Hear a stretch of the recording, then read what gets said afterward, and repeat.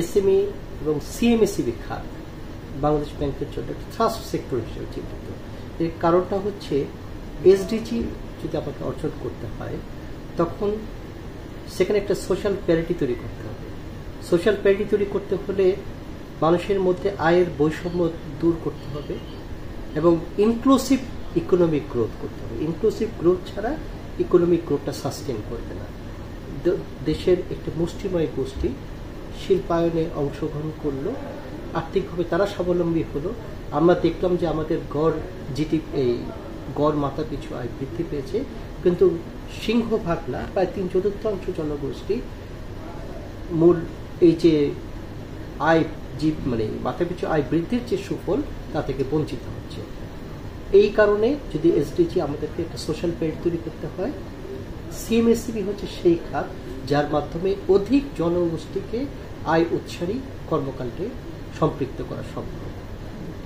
এতে একটা সুবিধা হচ্ছে ঝুঁকি কম, কিন্তু সুপারভিশন বা মনিটরিং কস্টটা তুলনামূলকভাবে বেশি। ব্যাংক আগ্রহ প্রকাশ করে কর্পোরেট খাতে ঋণ বিতরণের ক্ষেত্রে।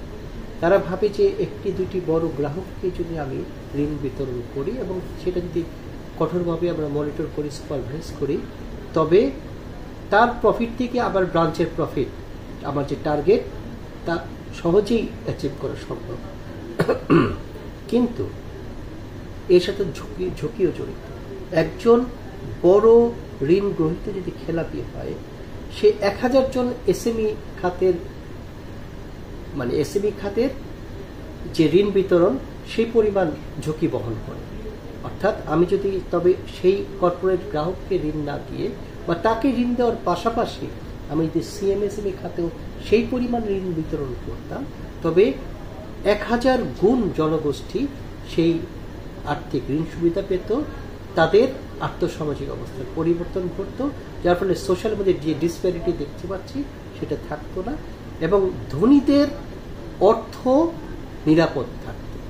যখন হ্যাভ এবং হ্যাভ নটসের পার্থক্য বেড়ে যায়, তখন কিন্তু ধনাঢ্য ব্যক্তিদের সম্পদও ঝুঁকির মধ্যে পড়ে। এই কারণে শুধু নিরাপত্তা বিধান বা আইন শৃঙ্খলা দ্বারা কারোর সম্পদকে সুরক্ষা দান করা সম্ভব না যদি সমাজে ব্যাপক বৈষম্য থাকে। অতএব বৈষম্য দূর করার প্রধানতম হাতিয়ার হচ্ছে সিএমএসএমই খাতটাকে ফ্লাওয়ারিশ করা। বাংলাদেশ ব্যাংক 25,000 কোটি টাকার রিফাইন্যান্স ফ্যাসিলিটি দিচ্ছে।